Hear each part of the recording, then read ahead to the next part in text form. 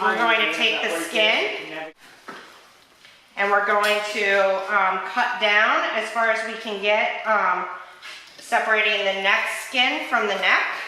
We want to be cutting the meat, and the meat of the neck. We do not want to cut the meat of the chicken. It's actually, or turkey, I'm sorry.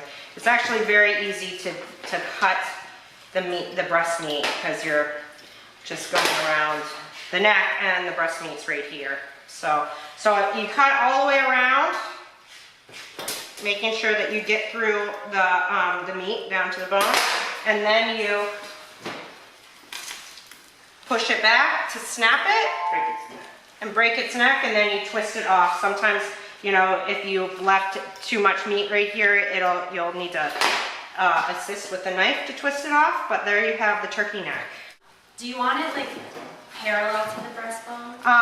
Yeah, so what I want to make sure is that the breastbones are sticking up higher than what we just cut. Right, so you don't want because I don't want a nub up here like this of turkey neck, because it looks a little funny and it will bust through the bag.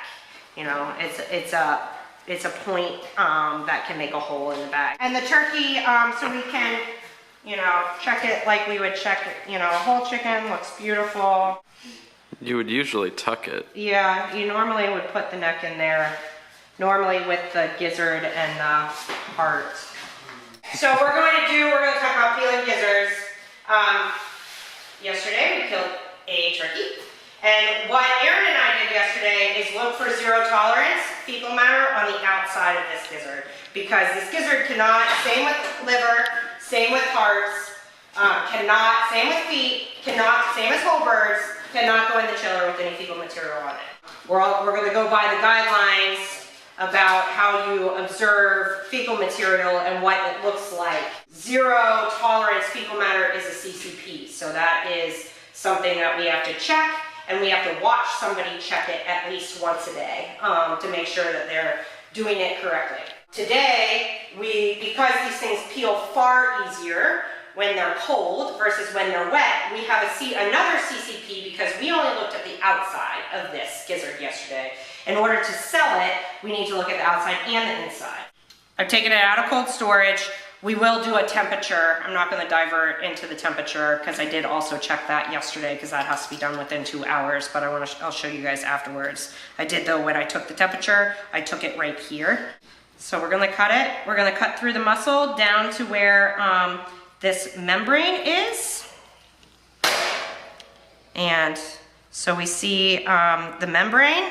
Ideally, this is ideal because this stuff, I didn't cut through this membrane. There's two membranes. I only cut through the outer membrane. So the inner membrane was left intact. So all of this good stuff, which can contaminate. All these contaminants did not bust all over the gizzard, which is helpful. If it does, it's fine. It just needs to be rinsed off. So we do rinse it after we peel it, even though we had a very successful peeling. We are going to still rinse it. We are going to dip it in our intervention that we made up out of our handy dandy dosatron. I'm going to check the PAA concentration with a test strip. So our minimum requirement is 250. That's what it says in our GMPs. We are fine. It's going to go in here for 60 seconds, and then it's going to come out. And then we're going to take our little, this is the paperwork, the CCP3, zero tolerance of fecal matter, peeled gizzards, turkeys only, because we do not do these shenanigans with the chickens. No peeled gizzard shall enter the chilling bins with fecal material on it. Okay, that's true. No peeled gizzard should enter the chilling bins with fecal material on it. If there's still fecal material after the gizzards are peeled and rinsed, they are discarded into the inedible bin.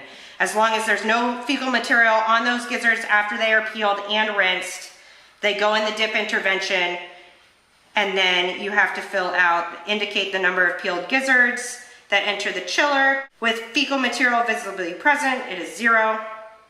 This is just, again, to capture for my own data how much we have to throw out. How many went into the inedible bin because they failed to meet the 0 fecal material goal. So we're going to do 0. I date it, dates, times, Initials are very important. 10:25. Okay. We looked at the clock. It's been a minute. We're taking it out.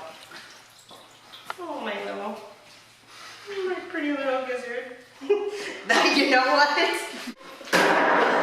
Did you miss? Okay, we're done with that.